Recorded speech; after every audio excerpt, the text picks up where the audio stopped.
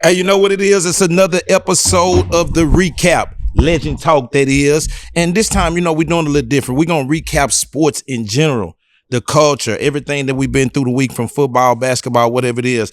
To my left, my man, Big Kendrick Perkins, #1 leader of the shit-talking team, shitstorm team. Every week to week, he got to do something going. To my right, my man, DB, 5-time Pro Bowler, 16-year NFL vet. Love you to death. We in here. How you doing? Good, brother.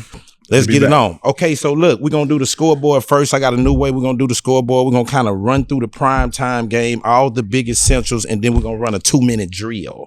You know what I'm saying? Because some of these teams don't deserve more than 2 minutes, man. So we just going to do a 2-minute drill. The Texans let's go off the top. The Texans one of them. Make sure you say that. They only deserve shit a minute and a half. You want a 90-second drill with them motherfuckers. Go, but keep going though.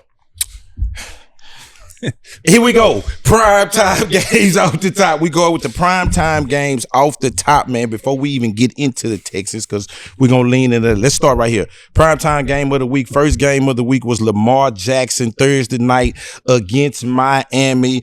28-6. Lamar Jackson back with 4 touchdowns. He looked pretty good. But to me, I'm just saying, I don't know about to everybody else, he wasn't moving as well as I thought he should. I know it's just his first game back, looked a little shaky, but the most question I want to start with you to the right, DB. Can he make a run? They got a schedule that's pretty much favorable to them over the next few weeks. Lamar Jackson back 3-5 on Thursday night. Can he make a run? Definitely make a run. It's good to see Lamar Jackson back. The NFL is better when Lamar Jackson playing. You got that much time off. You got a serious hamstring injury. Hamstrings are tricky. And he's a running quarterback. He's a great passer. He's also a dynamic runner. And, obviously you want to take care of it a little bit. I think he was kind of feeling it out, seeing how he felt. He was able to make some runs. He was able to run through some tackles, which was encouraging to see. But he looked incredible. 4 touchdowns, took care of the ball. Also, that opened up the offense for Derrick Henry to have almost 20 carries, 120 yards rushing. They can definitely make a run. When he's on the field, they can always have a chance. So I think they can make a run. Well, they got their leader back. And not just the impact offensively. I told you they're gonna win their next 7. So this started. They won last week, this past weekend. They're gonna win their next 6, and then they're gonna be right back in the thick of things. But when you get your leader back, you get your heart and soul of your team back, it does something for your team. Right? It does something for your team and your defense. Shit, they only gave up 6 points. That's been their biggest thing. That's been their biggest thing all year long is their defense. But you bring that energy back in the locker room, all of a sudden. Now I know they was going against the Dolphins, but the Dolphins did just put up some motherfucking numbers the weekend before that, the week before that. So again, you get Lamar Jackson back, you get your heart and soul back. It's just a different type of vibe in that locker room. Mm-hmm. In the same game, I loved it. I felt like that they haven't played a lot of AFC North games yet. They getting ready to their schedule, so getting back on the road. Just seeing Lamar Jackson get himself look real good. Andrews, they going back to his receivers, Zay Flowers. So I liked it, everything. In the same games, the Dolphins, they fired their GM this week, Chris Greer. Mike McDaniel still got their job. Everything is on the trading block, from the janitor to the equipment manager. You can get anything from over there right now. So with that being said, what's next for the Dolphins? Why Mike McDaniel didn't get his axe? You can go first. Well, I think it's probably a relationship that he has with the ownership group, and then don't start with this whole race shit like, oh yeah, he got fired, Greer got fired because he's black, right? No, he got fired because he fucking sucked, right? Running that organization, he got fired because of shit he didn't do in the past few years, the signings, the people that he let walk. So that's what happened, right? When you look at what the organization has done under him. Like, he deserved to be fired. Now, when it comes down to Mike McDaniels, it's like, why fire him right now when you could wait till the end of the season? Okay. You know what I mean? Let it play out. Why fire him right now? Mike McDaniel and Tua do not seem to be kind of on the same page. Week before, Tua had a good game, but just that whole quarterback coach dynamic not being there, GM getting fired this year. Give me some locker room. Where's the locker room at right now, DB? It's divided. Tua and McDaniels don't fuck with each other, man. One thing about McDaniels, he does not hide his body language one bit. Tua out there doing some dumb shit, he's gonna let it show that he don't approve of it. He just throwing his hands up. You know what I mean? Like it. I don't think they have a good relationship at all. I don't know who signed off or who stood on the table for Tua to get that extension. It seems like that was a GM decision more than McDaniels, and I think that might have been the reason that they decided to part ways with him. But to Kendrick's point, I think they just said let him ride it out. They've showed signs of fight throughout the season. You know, that was a terrible game they had, but obviously Lamar Jackson is Lamar Jackson, and you know he can go off at any night. But the week before they showed signs of fight, so he hasn't completely lost the locker room, it doesn't seem, but his relationship with Tua is definitely not it. But I don't think he's safe by any means. I think as soon as the season ends, they're going to reevaluate and probably go another route. 2-7 Dolphins. I think that'll mathematically put them out right there. The Ravens moved to 3-5. Like we say, they fighting in the North. They haven't played in the North games there. Let's just go on to the primetime game of the evening.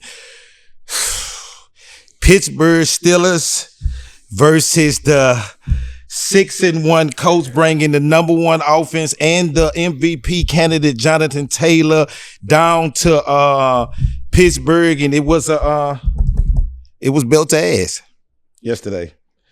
Before I even say, why your face? No, I'm trying to figure out why is your face make it out. Do you want me to finish what I got to say? Go ahead. I ain't say nothing. Anyway, this is what I'm saying. Off the top, I did not like the Colts game plan. This is what I'm saying, what I mean by that.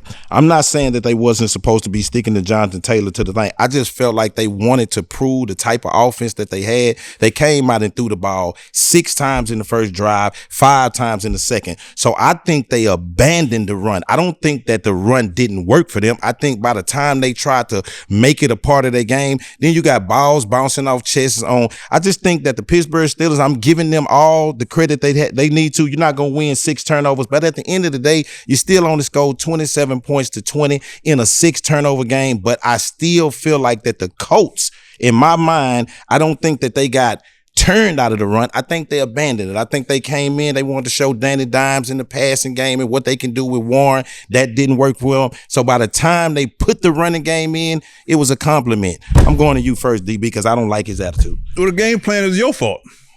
Don't worry about that. Don't worry about it. I was going to you first, DB. Y'all motherfuckers get up here clowning Daniel Jones as the MVP. Okay. He's the MVP. He's an MVP candidate. Okay. He's had a good season. He's a really good season. But the reason for that good season I told you before is because of Jonathan Taylor. Mm-hmm. He's the number one back in the league. Like, phenomenal performance week after week. That opens up everything for the passing game. You come out against that defense trying to showcase your passing game, that ain't it. I didn't like you have to start on the ground. And that's why I don't think he's a legit MVP candidate. I've said it before. I said Jonathan Taylor's the reason that offense goes. You get him going and everything else opens up. And I mean, to their credit though, 6 turnovers to only lose by 7 points tells you a lot. That tells you a lot. I mean, any game that I've been a part of, like it's a blowout. It tell you what. They're the only team that had 6 turnovers that only won by 7 points and over 15, 20 years. I knew you was going to start there, though. I knew you was going to come because you coming up here with all these excuses for the Colts. More excuses than a nigga going to jail instead of you giving the Steelers all the credit in the world because you been calling for Mike Tomlin since week 1. No. That too. You've been calling for him, right? Yeah. And then what happened this is insane. What happened is they trying to miss my Pittsburgh. My seed. No, I'm saying you've been calling for Mike Tomlin. And what happened? This was the best win this was a signature win, the best win of the year for the Steelers. Okay. And them old heads defensively showed you that they could step up when it matters the most. They could show you that they showed you that in a big game, we ready for some shit. That was a statement win. So now when all the questions we've been having about TJ Watt, what's my guy, Ramsey, all the guys. Okay, we'll stay right there. Well, let me say this here though. Just for as much blame as we're gonna give Daniel Jones for who he was and what he was not in this game, let's also put some on. Indianapolis is supposed to have the best offensive line in the game, led by Quinn Nelson. They got their ass handed to them this week. You don't think? And it wasn't just out. Daniel Jones didn't have no time. They own him. They rushing him. They slant. He never seen nothing like that before. And I think that's a good thing for them. I'm not ready to dismiss them and say that they whole season is washed, but I think that was a great win for the Pittsburgh Steelers. 6 turnovers. They did what they need to do. But I felt like that the Indianapolis Colts got outside of what they wanted to do really was lead with the running game and let Daniel Jones play off of that. I think they wanted to showcase. I seen 11 passes in the first 2 drives, 6 the first drive, 5 the second drive. I knew right then that they was out of their game. They wanted to showcase something. I put that on the head coach too. I put that on Shane. You got outside of your game. But all said and done, I give a lot of credit to the Pittsburgh Steelers. That was a big win to go to 5-3 in the North. But they still haven't played the schedule of the North, so we still in that right there. You got anything before we leave that? November, December is when the real teams are made. That's when you know who for real and who not. And Indianapolis has had a great season up to this point, but this is when you got to really show yourself. This is when you got to reach your peak going into the playoffs. And Pittsburgh has year in and year out peaked during November, December, and that was a great showing by them. Pretender or contender for the Colts right now? Off of one game, you going? What you think? I got them pretenders, dog. I do. Let me write that down right quick. I do. What you got? Man, I don't know, man. I don't know. I'm up and down, but I got them in there as contenders. Okay. I think it's wide open. Let's move to the next primetime game of the evening. Bills and this game was tricky for me between the Bills and the Chiefs. Bills moved to 6-2. It was tricky for me because I don't think that this game shows no relevance to me till later. You know, I don't care what Josh Allen do today. I don't give a damn about it until he beat Patrick Mahomes in January. So he looks real good. Patrick Mahomes, them though, I will say this here. Patrick Mahomes, no touchdown yesterday, only 15 completions. Didn't look so good. Defense, James Cook, he did whatever he wanted to do on 27 carry. And Josh Allen is a great quarterback, but it's hard for me to judge that game because I just think about they're going to meet again somewhere around January, something like that, and that's where it's going to count for. Yeah, but you got to live in the moment, though. You got to live in the moment. No. You got to live in the moment because the Bills been struggling defensively. They look good. They needed a feel good win. That was a feel good win, right? Like this was the worst game of Patrick Mahomes. For worst game of the season for him. So they needed this win, and they went out there and got it. They got it done on the defensive end because we know that Chiefs offense, that's a hard offense to stop, bro.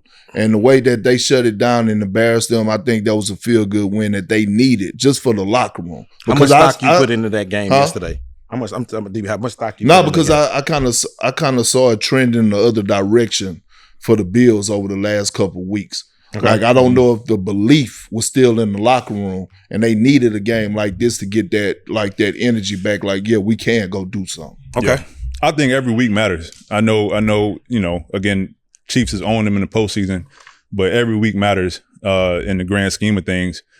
I think the story yesterday for the Chiefs has been a story for them the last however many years is that the time they're going to get hindered the most is when up front you just can't protect Mahomes. And their rookie left tackle has been a bright spot on the O-line. He's been away from the team for the last month, dealing with some personal issues that they haven't really disclosed. You had the backup in there who had a rough night. Then the right tackle got injured, had another backup there, and Buffalo defense was just feasting. Even without Ed Oliver, their best player, they were getting after him. And Mahomes is dynamic. I mean, he's an incredible player. He's always going to find a way to get things done. But if he's running for his life, it's only so much they're going to do. So even with that being said, they almost got it done. So it was a great game. I think Kansas City is always going to be better in the postseason. Okay, but they got to find a way to protect them. That's just how I looked at it. I love the game. I think that was a great. That's two of the best. That's two of the top 5 quarterbacks in the league. I just look at that game. I see what Josh Allen and them going. They trending in the right direction. I think that was a good game for them based on where they want to play postseason games at. I think they want to play at home. They want to do that. But it's hard for me to judge that game in week 6 or 7 because I know it's going to reappear again. So, okay, on to the last prime time of the game before we get to the 2-minute drill. Prime time game of the night. Seahawks against the Commanders. This is where I get back the goddamn back in the Seahawks 62 again. Man, I'm before I even Carrot top baller. Carrot top Yeah, baller. carrot top baller. I ain't gonna even lie. That motherfucker, he balling right now. 321 or 24, 330 yards last night, 4 touchdowns. Jackson Smith, 8 for 120. Jackson Smith is balling. Yeah. You know what I'm saying? And I just like, let me tell you what I like more about that team. I like Mike McDonald. He finally got that defense playing the way that we thought the defensive coordinator that he is. He got him playing that way. Carrot top. To your that's what you call it. I like what he's doing right now. And on the other side, man, this is a catastrophe. And I was talking to y'all about this 2 weeks ago about sophomore slumps look like all kind of shit. They look like injuries. They look like you ain't played 5 games out of the 9 that you done played. They look like elbows getting slammed on your head. T-lady at the game. It just look bad when you're in that sophomore slump. And right now, Jaden Daniels is in a sophomore slump. Who fault is it? DB, you first. Number one, he got to get some weight on him. Yes. Like people compare him to Lamar Jackson because of the ability to be a dual threat. It ain't the same. Like Lamar Jackson's a powerful dude. He's not a big quarterback, but he's powerful. You see him run through tackles. You see him take on hits and still get up, laughing, talking shit. Jaden Daniels ain't that. He ain't that. He's kind of frail. And if you want to be the guy to take off running like that, you got to have the stature to withstand that. And it's unfortunate, dog. It's unfortunate to go down with that kind of injury. I think he's a fantastic player. But it's a number of things. He's missing his number 1 receiver who's been out all year. They're not protecting him that well. And I say it all the time, no 2 years are the same. Just because you had success a year before, you get 12 wins, you go to the conference championship, that don't mean shit going into the next season. And they're seeing that now. And, it's unfortunate. Give me some on being down by 20 running the RPO. No, I'm gonna get. Hey, do we have the? We show the videos all the time. Can we show the video? Hold on. 20 running the RPO. We showed the video last week. We had previously on Legend Talk where they had me talking about this. Can they have that on week 1 when I was telling you about the Commanders? I told you what was gonna happen with them. You remember, DB? You was sitting right here. I told you Jaden Daniels was gonna fall off. And it's because the book get this thick. The scout is out there. Like, you got to enhance. And if you look at what the Commanders done last year, a lot of those games, man, like was won at the last, 2 minutes, under 30 seconds. A lot of luck. It was a lot of luck. All of a sudden, he getting that scouting report. He talk about that sophomore year. You talk about that sophomore year. And what did you do this offseason to really go get better? You didn't eat nothing. You didn't eat. That's what I'm saying. So run the video up there. Previously on you didn't eat that. But I'm saying though, even though we know all that, what is the run pass option doing being? Who called that? Why he in the game? It's over. It's been over. We don't have a shot at it. You already broke up from. You ain't played 5 games this year. Why we running an RPO in the 4th quarter down by 20? I don't agree with the play call. Like you said, nobody believing that shit. You down that much. Nobody biting on the run fake. But I think the plan for him to still be in the game is just to get him some more snaps. Awesome. Okay. He's missed a lot of games. They wanted him to get a chance to continue to get comfortable, to continue to get some reps. But in doing that, you're going against a hellified defense. And the chance for him to get hurt is pretty high. And so I don't think he should have been in there at all. Well, before I even turn the page, let me get – that's it for the Commanders. That's their season. That's it. That'll do it. Whether they we had them, they spent so much money in the offseason because they felt like that. They was trying to one of the teams that we're going to go for it in the rookie quarterback. They had disaster seasons as far as injuries. So now, just before we get off the last primetime game, what's the plan now? Terry McLaurin didn't play that much this season. Franchise quarterback, he's going to be out for the season. We ain't figured the running game out. Is the expectations of the front office, is this the same? Or where we going? Where we going now? Because right now we thought we finna go from the NFC Championship that we playing ball. We had Jaden Daniels a top 10 quarterback on that every list this year. No, I'm sorry. I'm saying day. I'm sorry. All the blogs and all this, they had Jaden Daniels the top 10 quarterback. Where do the Commanders go from here? They just trying to compete the rest of the year, dog. I don't think they expecting to do shit. Not only did your quarterback get hurt, your now number 2 receiver last night just broke his collarbone. He out for the year, McCaffrey. And then your number 1 cornerback, Lattimore, they think he tore his ACL. So that was a fucked up game for them last night. And this is all the reason why the Cowboys should be going all in right now. Real talk. This is why the Cowboys should be going all in. This is why they should be trying to, even though Cleveland said they not even entertaining calls when it comes to Myles Garrett. But motherfucker, if you Jerry, you know what I'm saying? Somebody. If you Jerry, I'm going all in. The only motherfucking team you looking up to right now is Philly. Mm-hmm. The Cowboys, they knocking at the door. And what was the game? The first game? What they played Philly? What, week 1, week 2? It was. Yeah. It was a close. They went down there and it was a brawl for it all. So it wasn't like. And Dallas got the offense. So I'm saying, if you're Jerry, more so than worry about, you know what I'm saying, the oil and gas shit right now. You need to worry about what's going on with this defense, because you got a real legit shot, because you got the pieces. All right, here we go. So this is how we're going to wrap up the scoreboard. We got a lot of more games to do, but we're going to do them 2 minutes or less. These are the games that I pick that I just feel like, they on the schedule. We can give a little intake on it and move to it. We got a lot of more glaring things to do. Let's start with the Rams and the Saints. Rams 6-2, 1-8, 34-10 blowout. Puka Nacua back. I feel like Stafford is rolling.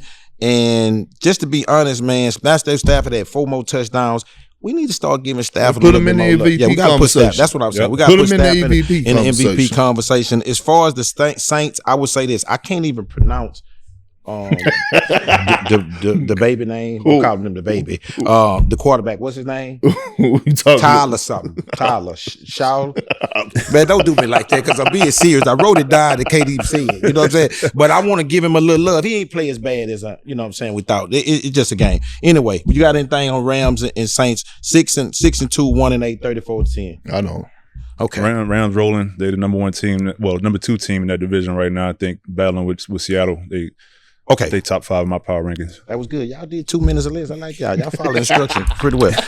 Jags and Raiders. Let's go. Jags and who? This might take 4 minutes. What? No, I'm just playing. Jags and Raiders. We don't want to like the Jags. We don't want to. But they 5-3. They 5-3. They Jags, they 5-3. The Raiders 2-6. Now, it was something good happening in the game. Cam Little hit a 68-yard field goal, the longest of thing. If Travis Hunter didn't play, I liked it.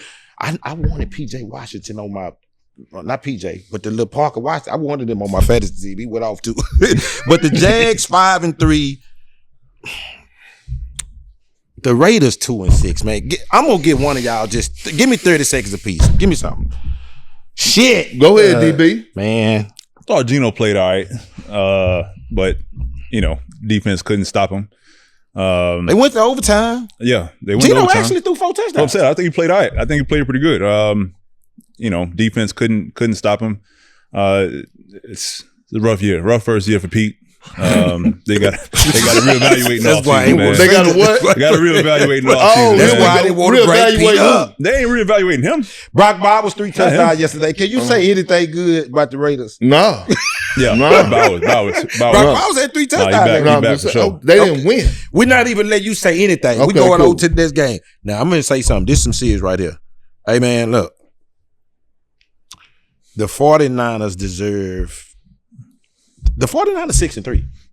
Now, the reason why I'm saying that, because when you think about their team, you would probably think they're about 3 and something based on the injuries and what they got. But man, you look up the 49ers 6-3. They play. Hey, I'm just saying they played the Giants, but that's who was on the schedule yesterday. I ain't got nothing to say about the Giants. They evaluating. They got Jackson Dart, but I'm just saying, what about the 49ers, man? You know what I'm saying? Christian McCaffrey is having a poor man's MVP. We know Jonathan Taylor having a rich man MVP. Christian McCaffrey having a poor man MVP. Because let me tell you something. I keep telling y'all, if Christian McCaffrey go in that phone booth and put them clothes on, He gonna pull off some super bad shit if he come out of there. Yeah. I'll tell you that. So give me something on the 49ers being 6-3 in the best division in football right now, the NFC West. Kyle Shanahan, he should be the front runner for Coach of the Year. There we go. Yeah. Missing all those pieces, especially defensively, you missing your two best players, right? You still haven't got back your starting quarterback. You going, what was that, 3 weeks ago? You go down to and get a Rams the business on their home turf. Again, he's finding a way to win games. He's maxing out with what he has available, right? And when you look at his roster, he's not supposed to be 6-3. He is though. So if I had to give an early nod to anybody for his Coach of the Year, and they got a lot of coaches coaching their ass off, it definitely need to go to Kyle Shanahan. Good take. Give me something on 6-3, and just give me some on staying alive. Like I said, I think the NFC West is the best division right now with the 49ers, the Seahawks, and the Rams. They playing the best. There's 3 playoff teams in there. What you think about the job Kyle Shanahan doing? There's the word we talked about before. It's culture, dog. Culture. They're going to find a way. No matter his next man up, quarterback go down, you got numerous defensive players go down, and they finding a way. Outside of Kyle, I think Robert Saleh needs to get a lot of credit as well for getting that defense rolling. They just lost another key player, their first-round rookie, Mikael Williams. Yeah. Need to change the goddamn turf at MetLife. You have to, bro. Yes. Like, you have to. It's like a damn graveyard. It's a graveyard for careers. You know what I'm saying? The rookie was having a fantastic year, and he went down, so that's another key component to their defense that they lost. But it's going to be next man up for them. Like I said, they find a way. Every week they find a way.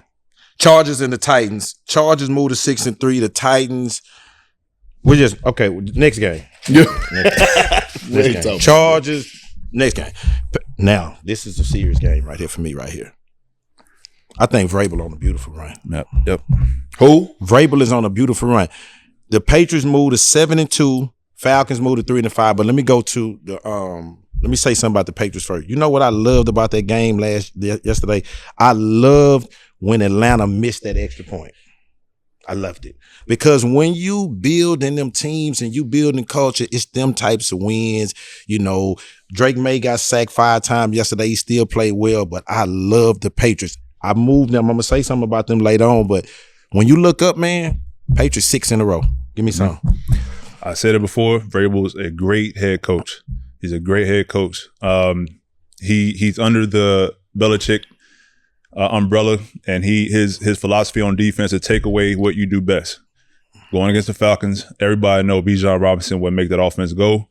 They shut him down, make Penix be the guy, and can't get nothing going after that. Drake May continues to play well, continues to distribute the ball, get them down the field. One thing I really loved, he threw the pick, came to the sideline. Vrabel's on the sideline, getting in his ear, letting him know he still believe in him. Keep your head up, and they rolling, dog. They got a really good team playing together, playing with high energy, and they got the fucking eyeballs. They got the culture and they got the eyeballs. Yeah. Stephon Diggs, he done brought the eyeballs there. Cardi B up in the stands. Yeah, there's some shit going on down there. Yeah. Motherfuckers looking forward to watching the Patriots now. Because of what they doing on the field. Like you just said, Drake May balling. But also they bringing in the eyeballs. The culture want to see it now. Yeah. And get what? Cardi B was up there with Mr. Krabs. Yeah. You know Mr. Krabs might want, he love to get it. Mr. Krabs might bring some of your partners, Cardi, you know. You know, so check this out right here. But before we get out of the game, hey, listen. I got put out the spelling bee behind this word right here that I'm going to get ready to say. What? For Atlanta. Mediocre. Yeah. I think I was about 8 years old. I couldn't get that beat out. Mediocre. Man, them Falcons, listen, they going to find a way to lose it. Drake London is something out of this world. Bijan Robinson, they talking about he's the best player. What going on, man? Is Michael Penix Jr. the one? I'm just saying, I'm asking. God damn. They need a new coordinator, man. Okay. They need a new coordinator. He got some ability. He has talent, but you got to have an offense to really display that. You put him in Shanahan's offense and watch him thrive. Okay. They do have some pieces. They got a solid O-line that's been really good running the ball, but you know, some teams gonna take that shit away from week to week, and you have to do something else, and they just can't do that right now. Do you got it? Do you want? No. Okay. All right. Okay. Number 6. On to we got the Bears. Let me tell you something, man. I'm not impressed with the Bears. Me either. I'm not. I don't care. I like that win. I like whatever they done, and everybody going. Now Joe them can find a way to lose the game. Look. But I'm not impressed. I'm not impressed with the Bears. I think you're listen. I'm not impressed with the Bears. Look, I get what you're saying. I think you're impressed with the Bears. You're not impressed with Caleb Williams. That's the problem. It's the problem is Caleb Williams, right? The problem is Caleb Williams. Like he played all right. Yeah, he played all right, but he's a hit or miss. Like he's not consistent on what he brings to the table. He's too emotional. That's number one. He's too emotional. You can't be that emotional at the QB position. You talking about being a leader, right? That just it don't happen. I don't know. I think guys go out there and compete for Ben Johnson, but guys is not going out there and competing for Caleb Williams. Like, I don't know. It's certain guys that you could, like, for example, Stephon Diggs, he picking up the phone, he calling Drake May. You know what I'm saying? He checking in on him. What's happening? I don't know if motherfuckers on the Bears doing that with Caleb Williams. See what I'm saying? That's the type of vibe, like, motherfuckers going to dinner together. I don't know if motherfuckers checking on Caleb Williams like that.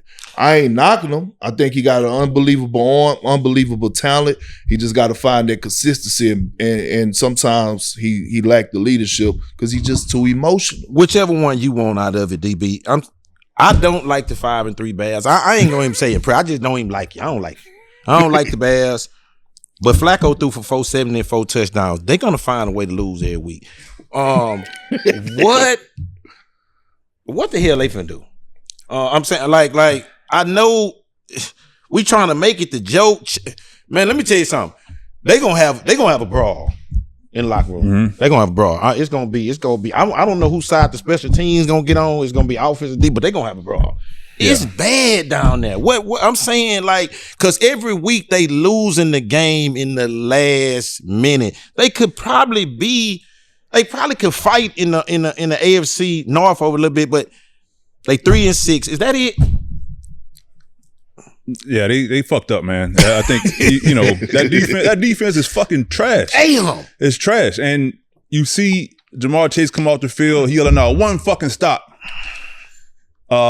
Chase Brown, the running back, is like, we go down and score, you got to close out the game. That's what he say to the media. Like, they're sending a message to their defense that you got to fucking do your job. If the offense can go down and put you up, it's your job to get off the field and end the game. And right now, that team is divided. The offense ain't fucking with the defense. You put up that many points week to week, like, you expect to come out with more wins. You got a quarterback that just came in there 2 weeks ago, like, and he playing his ass off. Yeah. I'm gonna close them out with this here right here. We talk about hot seats every week. Zach Taylor, your ass on the list. I'm telling you that right now. You on there. Zach, he on the goddamn list. Next. Okay, let's move along right here. This for you. We want the Lions to be a great team. We do. But they just above average. That's it. I know Dan Campbell is, he tall and he played tight end and he rough and tough. But I'm telling you, that's a above average football. They remind me of, they the Midwest Falcons. Hell no. Let me tell you what I mean. Y'all didn't like that take right there. That was a bad motherfucker, wasn't it? Let me tell you what I mean. They got all the talent. They got all the offensive talent. It's just, they just an above average football team to me. That's it. I'm not telling you right now. They 5-3. They really kind of like 3-5. Really. How? That's what I'm trying to tell you. That's because 5-3, dog. They above average football team. I think that the Vikings. Now let me get to. And even with this, J.J. McCarthy about to cry on the thing last night at the press conference. I seen that right there. I was not impressed either. I was not impressed last night, and I don't give a damn about the install. None of that. I was not impressed. I'm telling you, man, I didn't like that game at all. I didn't like the fact of, man, let me tell you something. It's certain games that I be wanting certain teams to go. I want the Lions to kick their ass, to say, we the Lions. And we finna kick their ass and we not playing around. They didn't do that, and they just an above average team, and I'm giving it to you First. Bro, any given Sunday, dog.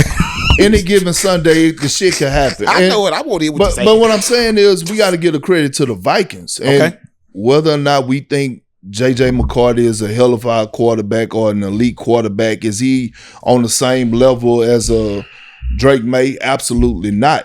But for some reason, the energy always shifts when he gets back into the lineup. Like, for some reason, he got this contagious energy, positive energy about himself that when he's on the field, his teammates got his back. So however you want to do it, that was a huge win. It was. Right? It was a huge win. And again, it's any given Sunday. So I'm not going to look at the lines and say, you go take an L. Every now and then you go have slippage. I'm gonna ask DB because you playing. What? DB, What you mean? Because you playing. I want some DB. Give me some on the lines, man. They got to run the ball. They got to run the ball. They didn't get much out of their run game. That's the staple of their offense. Like I said, with the Colts, Goff is a really good quarterback. They got some really good receivers, tight ends, but Gibbs and Montgomery is what gets them going. And they didn't get much out of them. As far as McCarthy, like. You got to. I mean, he ain't played since September. You know what I'm saying? His first game back against the winner of their division last year. Like, he not gonna light it up, but he brought them a spark. You know what I mean? His energy, his passion for the game, like that means something to the locker room. And I think they showed up, and that was the result. Well, DB just said the same thing I just said. So that's what you wanted him to say. Hey man, 4-4, 5-3. Man, listen, I didn't like that game yesterday. I'm just gonna move along. I'm watching them. I'm watching them lines. I just want to let you know that. On over here to this right here. Boy, I'm finna get nasty. They got a couple of awards they give out every year. MVP, Defensive Player of the Year, Comeback Player of the Year. I want to do a new award. What? Called Stand on Business. And that's going to go to Rico Dial. Mm-hmm. Mm-hmm. The Rico Dial Stand on Business. The Panthers is my new favorite team. You know that. I told y'all the Panthers is my new favorite team. You have a new favorite team every fucking week. I do. You know what I'm saying? The Panthers is my new favorite. Because let me tell you something. I don't give a damn about Jordan Love. I'm telling you that right now. Yeah. I don't. I don't give a damn about Jordan Love. I do not give a damn about Dr. Jekyll and Mr. Hyde. Can somebody find Kennard? Yeah. His boy, after last week, he was Jordan Love this, yes. Jordan. Somebody find Kennard. Yes. Mr. McGuire, yeah, yes. Just fine. Hey, let me tell you something. Somebody find him. What would you do if I told you the Panthers got the same amount of wins? I mean, the Panthers got the same amount of wins as the Packers. I'm just saying, I want you to think about this here. I want you to think about Jordan Love game last week, and then when I sit in this chair right here and I tell you the Panthers got the same amount of wins as the Packers. And guess what? With that win, it's not like Bryce Young is out here throwing no big ass numbers. Like, he ain't putting up big ass numbers. He make a play when he need to. I think he had about 150 something yards. Rico Dye said, "I'm standing on business. Chubb, I don't give a damn who in there. I'm getting in and I want 130 when I get in there. I'm not playing around. I'm banging stone. That's what the old school. I'm banging stone. Banging the stone everywhere. And I'll tell you, I love the Panthers. I don't know where they going, but I love the Panthers. Man, give me something. Man, the Packers are now 5-2-1. They lost yesterday 16-13. We cannot trust them, man. No, you can't trust them, man. And Jordan Love did some dumb looking shit yesterday. Oh my God. Like I couldn't believe some of the throws he was making. But yeah, Rico Dye, like, you know, 0 touchdowns for Jordan Love last week. He's a motherfucker. Okay, that was good. Yeah, we can move right along. That's what I want to see. That type of faith right there. Our game of the week. I say this for last. Broncos versus the Texans. Let's hold hands. Let's grab hands. Everybody grab hands. It's a moment of silence and prayer. Listen, man. Bo Nix don't make it look pretty. He don't. That defense is the number one defense. They didn't allow a touchdown again. I had matter of fact, the Texans only ran for 77 yards total as a team. CJ Stroud exit the building with them holding his hand. They was holding his hand going in. Anytime they holding your hand when they take you back to the locker room, they gotta hold your hand, man. That's at least 3-4 weeks if they holding your hand. This motherfucker here, man. He's not coming back next week because if they holding your hand, that means that your ass is in disarray. We 3-5.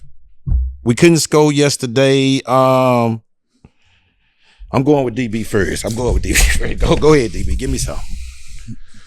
First of all, they should have threw a flag on that hit. Okay. And CJ Stroud did everything he was supposed to do. You broke the pocket. You gave yourself up. You're sliding. Motherfucker come in aiming low. Shouldn't have. You knew he was gonna slide. You knew he was gonna try to run through the damn tackle. And they should have threw a flag on it. After that, they moved the ball and couldn't do shit once they got in the red zone. And they got to run the ball. You have to run the ball. Davis Mills is not going to win you the game. And Nick Chubb had 20 more yards than CJ Stroud did rushing. That tell you everything. He left the game in the second quarter with 12 yards. Nick Chubb finished the game with 34 yards rushing. You're not going to have any kind of offensive production like that.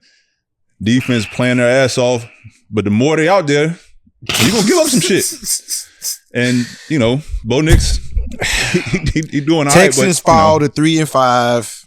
They had listen, man. I didn't even finish. I didn't finish. No, I'm just saying you want to hold hands now, but you was smiling. Them pearly whites was all on the screen and shit when you was cutting the fucking ribbon last week. And I told you, I said, look, man, they got Denver. This gonna be the real test. So CJ, right, like you say, he left out. Be nice. Be nice. No, I'm being nice. I'm talking about he may be sidelined for a minute. CJ finna be put up for a right, second. but still in all, I'm gonna say this. They got Jacksonville and the Titans.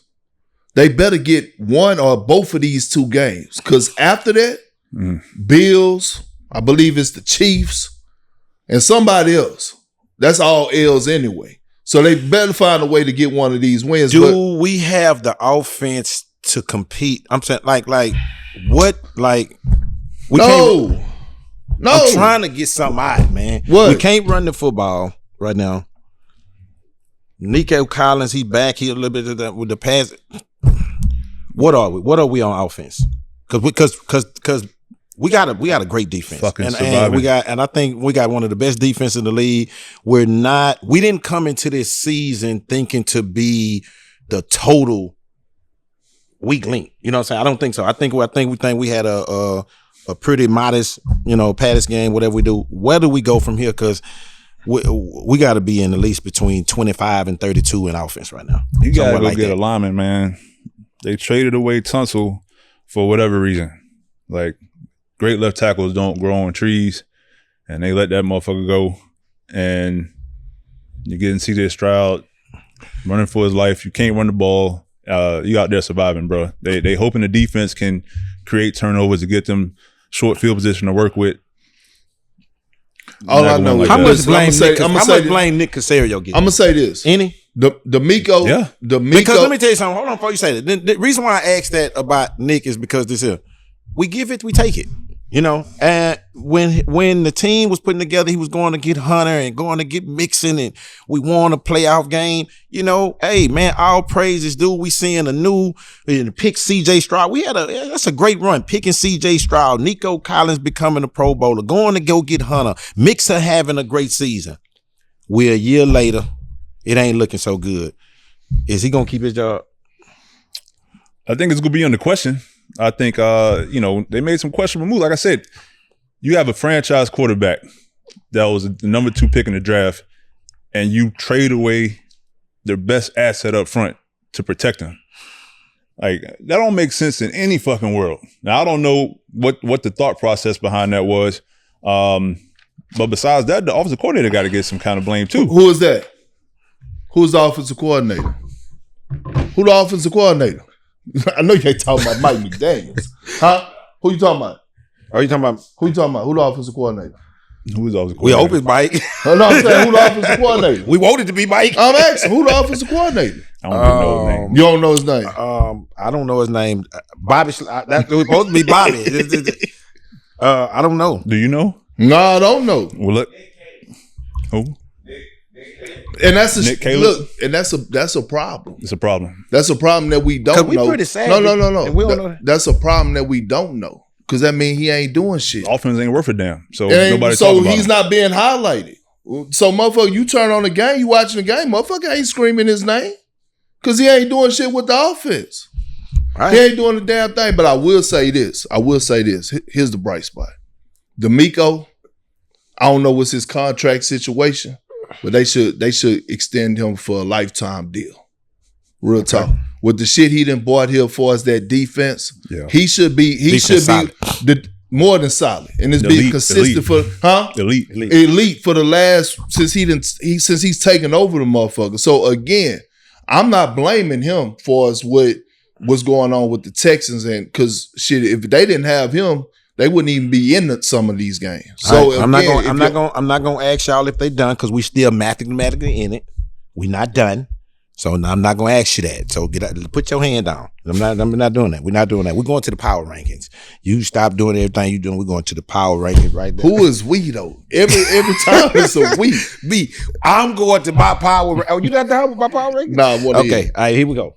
Power rankings as of week 9 going into week 10. And this is very serious. Starting off, number 1, the Broncos. The Broncos was 1-2. They now won 6 straight, and they now 7-2. Hold up. That's how I'm feeling. That's how I'm feeling. Is this an First order? of all, That's DB told me, bro. DB told me it's very hard to win games, and winning games should be accounted for. The Broncos have won 6 straight. The Broncos have won 6 straight. They started off 1-2. Now they 7-2. 6 straight is 6 straight. I can't. They keep finding ways to win. I don't care if it's by a field goal. The defense playing great. Patrick Surtain has been out. But the Broncos have won 6 in a row, which leads to my number 2 team, the Patriots. Another team that has won 6 in a row. Oh, man. 6 in a row is 6 in a row. All right. I don't care about hands on faces. I'm feeling good today. I'm feeling real jazzy. Hey, 6 in a row is 6 in a row. Number 3 team, the Eagles. I think the Eagles just picked up a pass rusher, 2 corners. I think they the best team in the NFC, and I think they finna make a run, and they in my power rankings at number 3. Above the 2 I'm under the 2 teams that's 7-2 that's on 6-game winning streaks, like I said. I'm feeling jazzy today. Number 4, the Bills. Josh Allen just good. You know, we don't know. I got the Bills, you know, I got them coming together, the defense doing what they need to do. Josh Allen know how to win games. I know we're going to count a little bit more, but the Bills are a good football team, and I got them number 4. So there we go. I got Broncos, Patriots, Eagles, Bills, and I still got the Colts in my top 5. Just because you had a hiccup and you still got Jonathan Taylor, you made one bad game. If they would have beat the Steelers, they would still be in the top 3. Just because you get one bad game and you move to 7-2, I don't think you need to be moved out the power rankings. Number 6. It ain't no number 6. It is. Come on, bro. It moved to 10 last week. You just stay down. These don't get explanations. The top 5 got the explanations of why they supposed to be in. The 6 through 10 is just here with it. I got the Rams, Seahawks, Chargers, Bucks, and I put the Steelers at number 10. Honorable mention the Panthers at number 11. The Panthers going somewhere in my goddamn power ranking. I'll tell you that right there. No, but that's what I got. I got Broncos. Who is better than the Broncos and the Patriots? They both on 6-game winning streaks. DB told me winning a game in the NFL is hard as hell. So if you done won 6 in a row, that ought to count for something. Broncos and the Patriots are the only 2 teams that have won 6 in a row. I think the Eagles still the number 1 team to me. Just because they didn't play last week, I think you in the moment of watching teams play yesterday. I really like the Eagles. Yeah, them having a bye week, the best shit for them. I almost had them number 1, and they got better. I almost had them number 1. I only took them and made them number 3 because I'm very serious about when I went down my standings and I was counting. I was like, man, the Broncos really, because they started off 1-2. We started off 1-2. We done peeled out 6 in a row. We 7-2, and we can beat anybody. I don't know if Bo Nix is. The fact that you saying that lets me further know that they shouldn't be number one. No, not because who should be number one? But what I'm saying is, you can't have a team at number one if you don't really trust their quarterback. Right. Like, bro, they won 18-15 last week. That was a good win against a good defense. Against the Texans, that quarterback was knocked out in the second quarter. So again, you can't. I'm not saying they shouldn't be in the top 5, but you started off. You had them motherfuckers number 1, 6 in a row. They had 0 points in 3 quarters last week.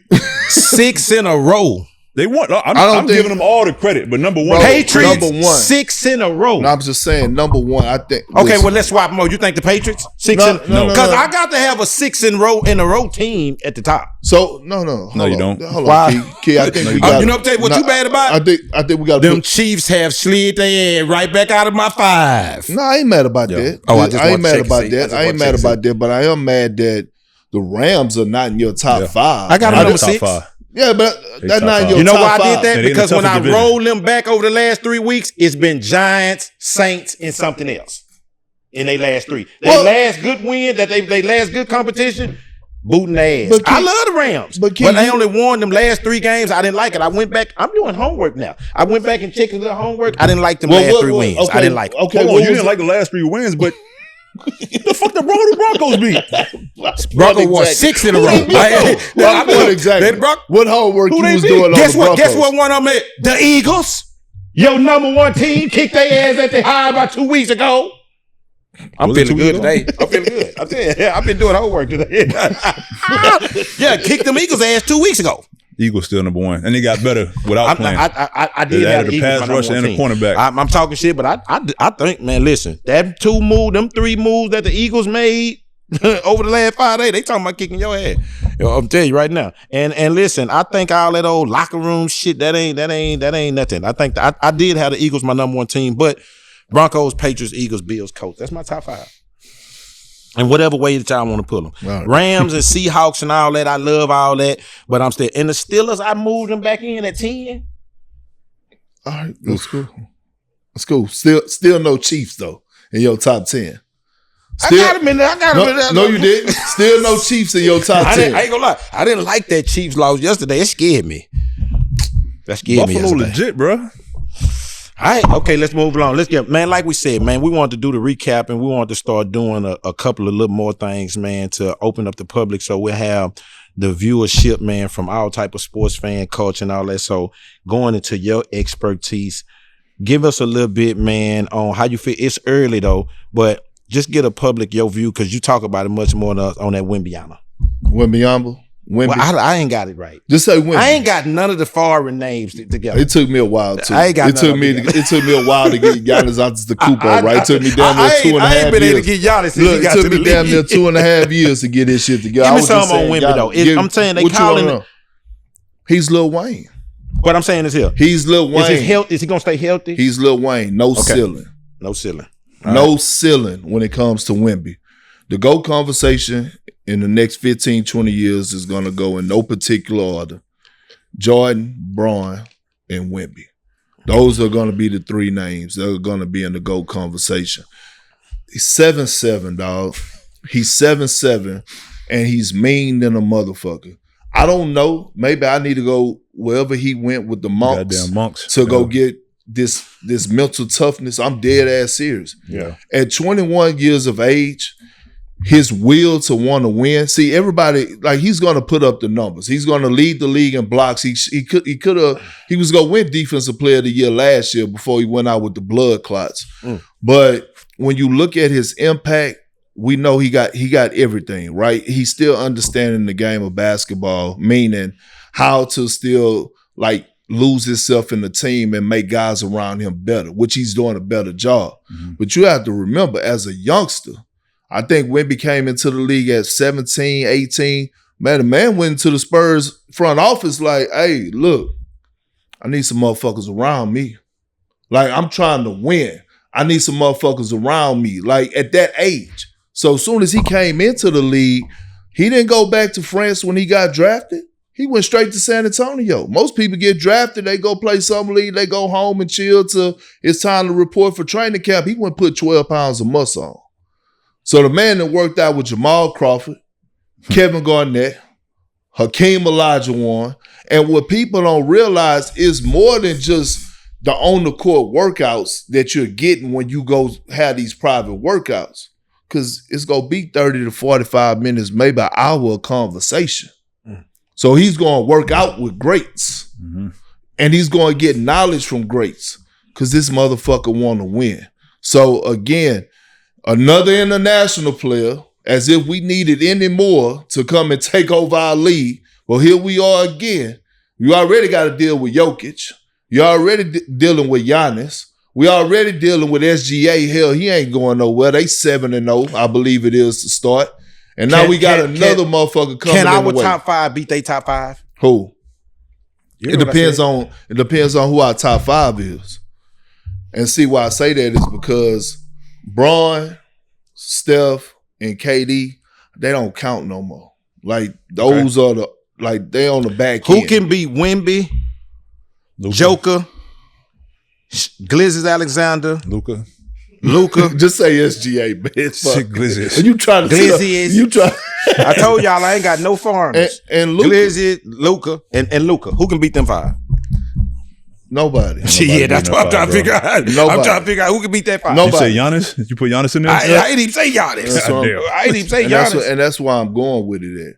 Yeah. Like we got a real matter of fact, thank you NFL.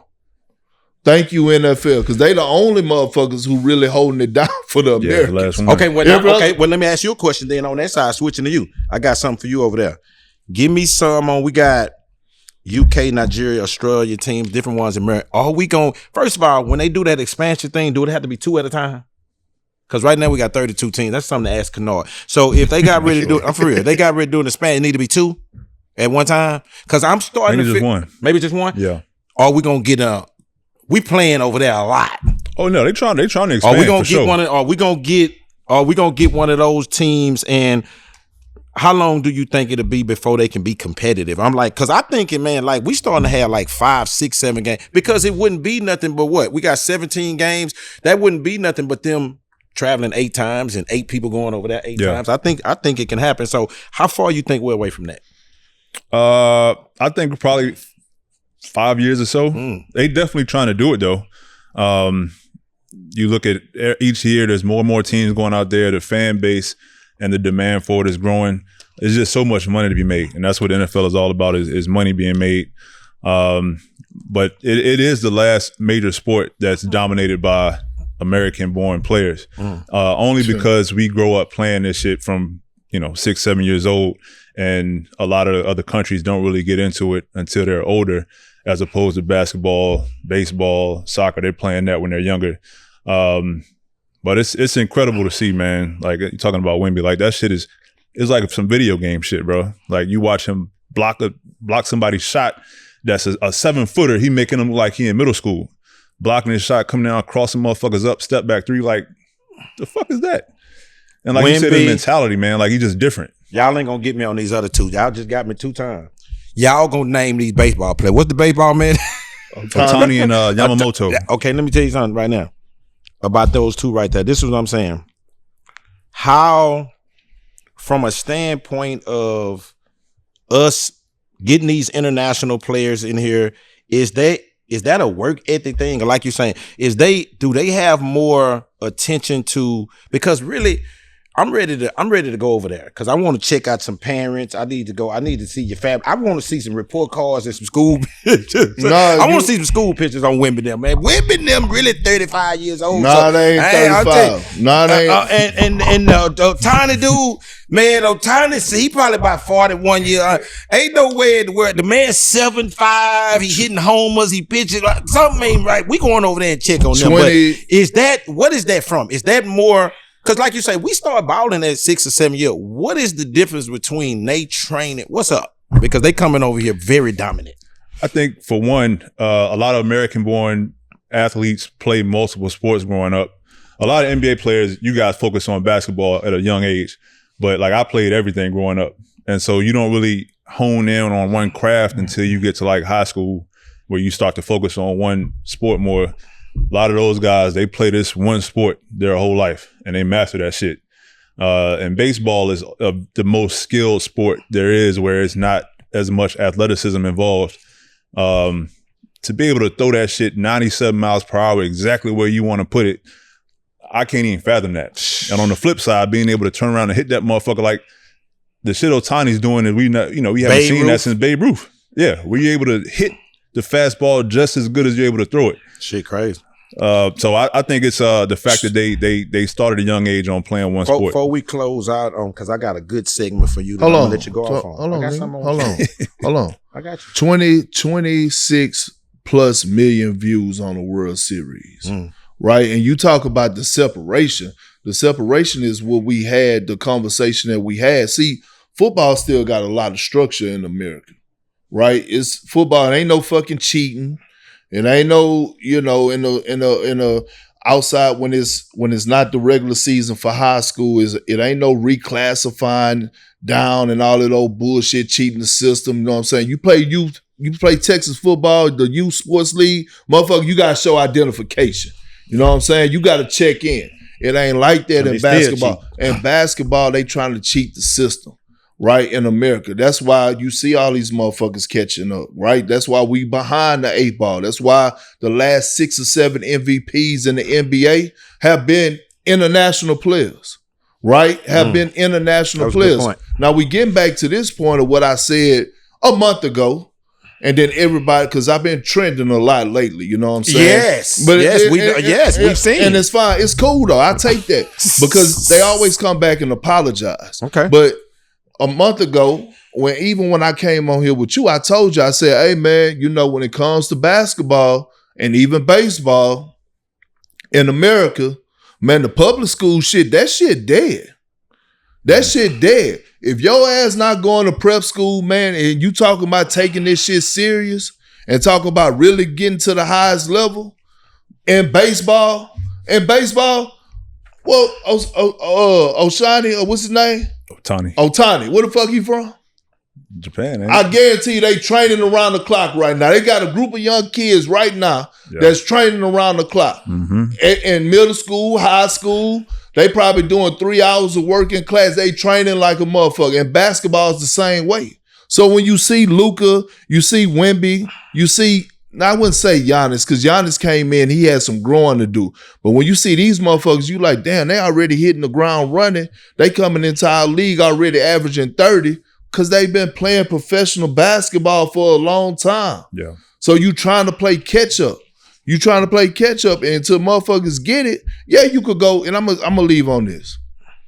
I'm not saying that in the basketball space, I'm not saying you can't get a Division I college scholarship going the public school route. I'm not saying that. But I will leave you on this.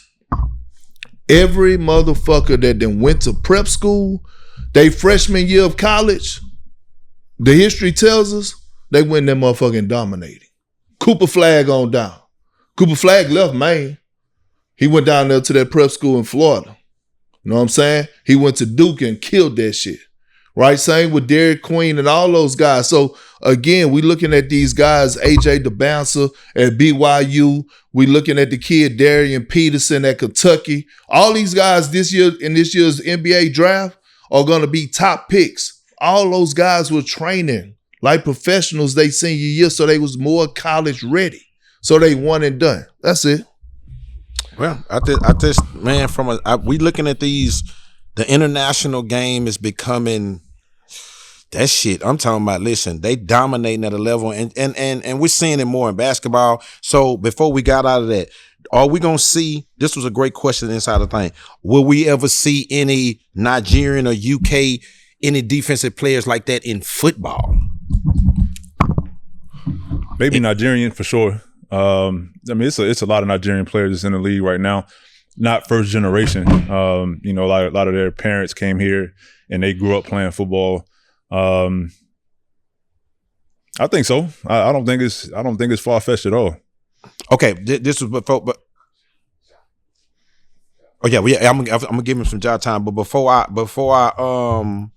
it was something. Oh, before I left out on the sports, this was something I wanted to ask though.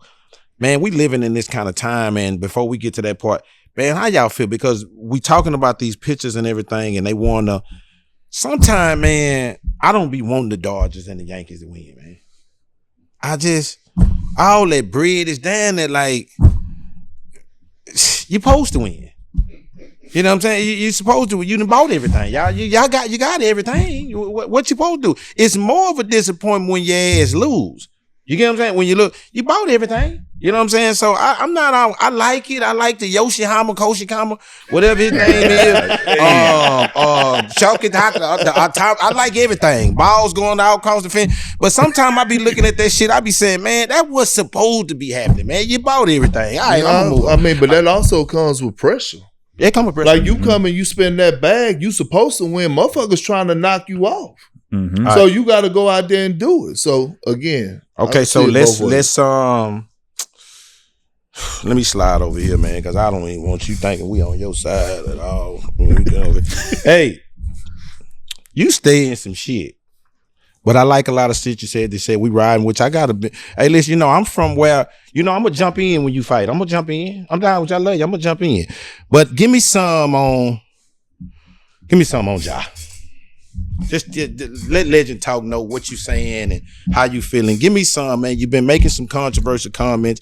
Your shit starting to reach front desks and front porches a little faster than I thought. Every time you say something, that shit happening fast. You know what I'm saying? So, you got people sending me hate letters and death threats and all that could be in line with you. So, since I got to protect myself, let me at least see what you're talking about. What, the Ja situation? Give me something on it. I mean, quick recap on the whole Ja situation, right? And Ja, no one is ever going to knock his talent, right? Unbelievable talent. Will he ever hit his ceiling? Absolutely not, because he can't get out of his own way. All right, he can't get out of his own way. And I made some comments on the Out the Mud podcast I went on with Tony Allen and Big Zach Randolph. I basically said I don't fuck with Ja, right? All right, cool. I don't fuck with Ja, and I gave the reasons why. And I said because of the notoriety and the national media attention, I said I was the one that, I'm the reason that he got it. So you got your people out there, right, with the selective hearing, or they absorb what they want to absorb for us, that type of insight. And so I caught a lot of backlash. Motherfucker, you ain't create Ja. I know Ja ain't come out of my nutsack. I know that. I ain't his daddy. I ain't never said I was. I know he had to put in the work, but guess who had to talk about him? Guess who talked about it? When everybody was going right, was Zion Williamson doing, because they're in the same draft. Yes. Hey, this bozo right here went left with Ja. So behind the scenes is what I'm telling them is, yeah, he got the highlights. We understand that. Yeah, he was making the plays. He won Rookie of the Year. But what I'm saying is, at the network that I work on with ESPN, Big Perk was the one that was up there screaming Ja. Big Perk the one that put the bosses on notice that, hey, man, we need to go down here to old Memphis. Now, how Ja did it, what happened with Ja, how he fucked that up, that's his own off-the-court issues, right? But here we are this week, and all of a sudden he's suspended. He's suspended. And it ain't because of, it ain't nothing with Perk, it's something with Ja. He's suspended because him and the head coach, he basically threw the head coach, like, under the bus or whatever. I don't know. Don't ask the coach, but his footage, one thing we know, DP, you know this. Hey, man, that film don't lie. Mm-hmm. You can say whatever you want on what happened. Coach is going to go back, they're going to watch film, and damn it, with social media now, they're going to catch your ass doing shit you're not supposed to do. So you're on a national televised stage. I believe it was Amazon Prime. They showing clips of you where you're not fighting, you're not even competing at the highest level defensively. You got bad body language. The camera catch you. They in the huddle and the timeout. You outside the huddle. And on top of it, you playing the Lakers. Austin Reeves going them up. I mean, Luka going to your arena. Going to your arena. Walking to your crib. You told him to take his shoes off. He said, fuck you. He walked in there with muddy shoes, tracked up your carpet, went kicked his feet up on your coffee table and ordered DoorDash. He hit a 40 piece. He had a 40 piece in that motherfucker. And so you let your team down while your team out here competing.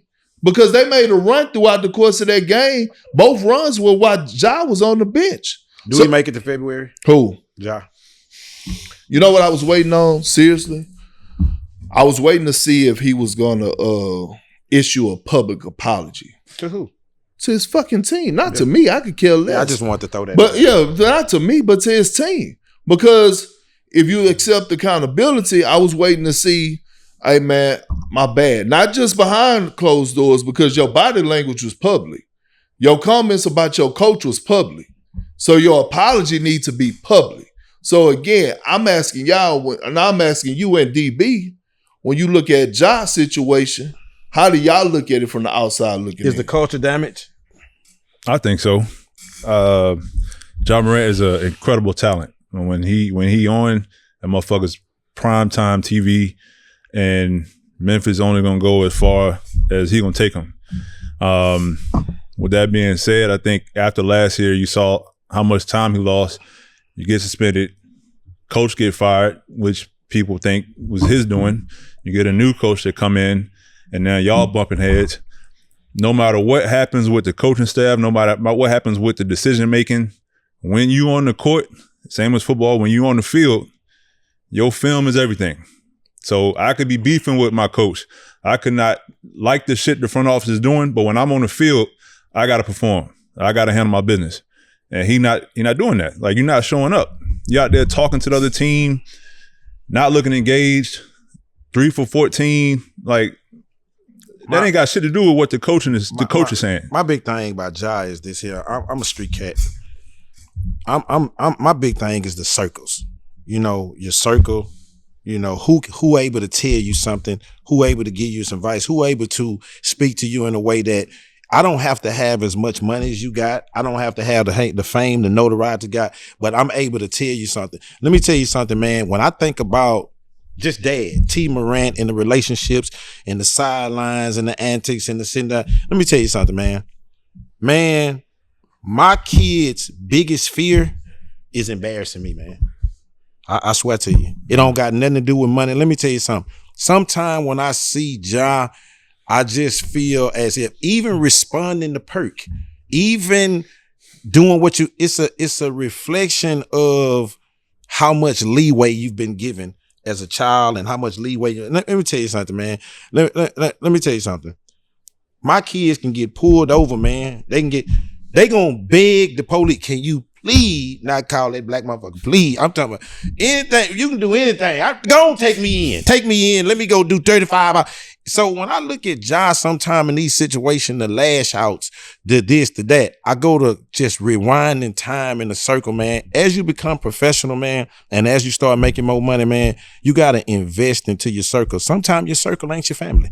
Sometimes the people that you need to get this advice for, and when I look at Ja, man, I don't blame him for a lot. He young, you know what I'm saying? You got to become mature, but he gonna have to get some stiff ones around him, something to just tell you, hey, man, you full of shit. He better before it's too late. You full of shit, man. You're not solid right now. And first of all, man, I hate this about the young cat right there. I hate once you get a certain amount of money, and that's why I told you this about my kids the other week. They can't tell me they grown. They cannot spit the words out to me. Hey, man, mature up. Respect people and such that. Respect starts with everything. It starts with being able to have. That's why I was telling them, man, this money ain't for everybody, man. It come with a hell of a responsibility, man. It come with a responsibility of knowing when to be quiet, knowing how to take constructive criticism. Sometimes when you get the money, man, it just excuses you from being able to respect certain shit. So I'm looking beyond Ja talent. I'm just looking at, man, it just seemed like the bread don't got his circle way going, and can't nobody tell him shit. It just look like can't nobody tell him. They can get OG in the now, locker I ain't room, saying bro. this how it's gonna last. I ain't talking down. I don't know what's gonna be the light switch. But if I get through a rundown of Ja Morant from entering the league to dunking everywhere to family on the sideline to pulling gun, can't nobody tell you shit. And once can't nobody tell you shit, man, you about 5 minutes away from it's gonna be fucked. Well, so it's a few things. One, that was a warning shot from the Grizzlies. Like, all right, motherfucker, this is a warning. Like, we letting you know that you're not bigger than the organization. Okay, that's number one. Number two, all of a sudden you hear the speculations that if things start to keep trending the way that they're going as far as the relationship between the two, teams are starting to call in and ask about Ja, right? And so now that gets you thinking. Because mind you, Ja's on the verge of getting another $200, $300 plus million, right? He's on the verge of getting that. Now, if you're Memphis, that's where you get to thinking. Should I tie this up into Ja? The one thing I would never do is speak on a man for as how they get their letters. Because I always tell people the first thing for us being in the NFL, NBA is get your fucking money. Yeah. So I don't never want to see him not get his money. But I will say he is hurting his fucking money. And I want to say this because it's not as the speculations. You came in here with that bullshit earlier today talking about what the Rockets should do. I got a proposal. Now the Rockets should stay far away from Ja as possible. Who said that? You said that. You said that. And so the Rockets, hey, Rockets, listen to me. I got my Rocket hat on. Listen, stay far away from Ja Morant as possible. Y'all got I like some things that's in my head. No, you don't. No, you don't, bro. No, you don't, because you just talked about his circle. I think that Udoka is Udoka. Hey, let me tell you something. I think Udoka can actually whoop the whole team. I think that if he lined them up 7, 8 the deep, he drop everything. So I think that except for, he picks Sagoon. I think Sagoon too. So I think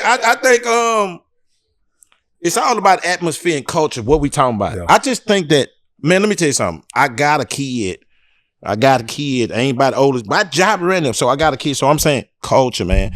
He need a different scenery of culture. You gotta have sometimes you gotta have, Udoka, man. I mean, he might want to close that door and see who can come out of there. Outside of the coach, you gotta have a player. You gotta have a player. You know this shit. You was like this, where you have somebody that is quiet to the public eye, but behind the scenes, you know how to have real conversations. We got that now. What? We young. You gotta have real conversations. Every team gotta have an OG that can have real conversation with the superstars. Need an OG. To keep everything in line. I get that, but also I'm looking at Houston, nigga. H-time. It do go down. It go down at H-time. It do go down. It's a day party. That's real. And then it's a restaurant. Then it's a pool party. Then it's motherfucker every day in the H-time, motherfucker. So that's another thing. But I'm gonna say this. We right there. But y'all don't need to do nothing. The Rockets don't need to do nothing. You drafted well.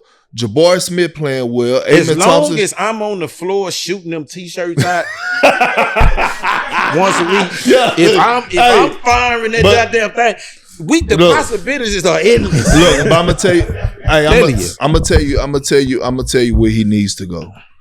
The perfect relationship, or the relationship that Ja needs right now, is the Miami Heat. That's the only, and I get it's Miami, but let me explain why. That. One, because Eric Spoelstra and Pat Riley ain't dealing with the bullshit. I like On that. top of that, they still got that OG, Udonis Haslem, still around.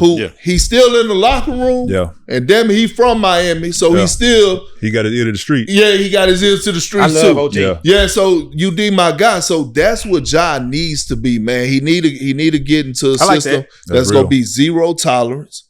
Because you ain't going to play, you know what I'm saying? You ain't going to play with old man Because Pat I do think this, while we on I do think this. Sometimes, man, you know how any of us, man, in any kind of relationship, man, you know how you just start being when it's over. Man, I know it's over. It's done. It's over. You know what I'm saying? Me and this coach, this organization, I'm not saying it's the mature thing to do. I'm not saying, but a lot of times, man, and if you look at the writing on the wall, that's it for y'all. Bro, but the thing he has to be there. Look, not in the game. I think he's still a huge talent. I'm saying that's it for me. But the thing he has to realize is this, man, and I'm gonna tell y'all this, DB. You talk about a relationship, he better be careful with his relationship with the NBA. Yep. Because they not playing them fucking games no more. No. Like they ain't playing. It's zero tolerance, especially when you're not producing. And when I say not producing, over the last 2 years, he haven't been on the floor. So, like, bro, you got these up and coming guys that's coming through this draft. Teams gonna be like, hey man, you see what Ben Simmons at right now? Remember Ben Simmons? Damn, man. Hey, Ben Simmons. I liked Ben Simmons was the #1 pick. Where he at? He out the league.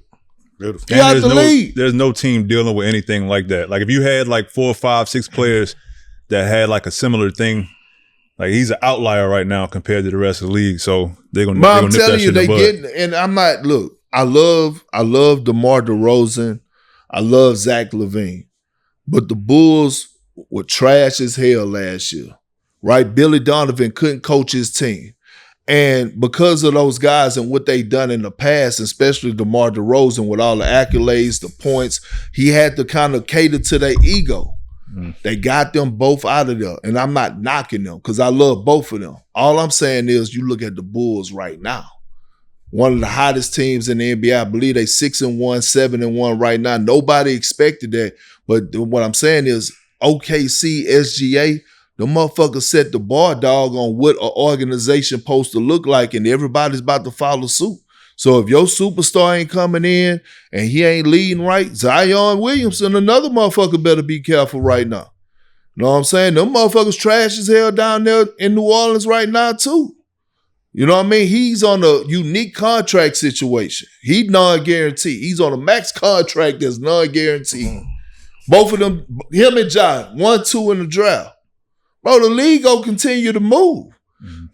Magic, Bird, Jordan, all the motherfuckers left and retired. Guess what? The NBA keep going. You think they about to deal with y'all? When these international players we just got through talking about, Wemby, motherfucking Luka, all these motherfuckers, and man, they ain't dealing with that. It's 2 more Wembys over there. I just saw some highlights. It's 2 more motherfuckers. It is. It's 2 more. I said it's another motherfucker over there. That's why I'm putting together a squad. I'm putting together like a little squad. We're gonna be over there checking birth certificates and school pictures and going. That's what we're gonna do. Cause I'm not, these people is in 30s and they 40s. I'm not crazy. This was another great day at Legend Talk. If y'all can see, man, we do culture, we on time, we don't have no arms in it, we having a great time. We thank y'all. Now like and subscribe and share. Legend Talk, LGN TLK. You're gonna get the best insights from my man DB out the trenches. Shockwaves from my brother Big Perk. And if you want real analyst talk, then, you know, of course, I do all that. The real analyst, Legend Talk, the biggest in the city.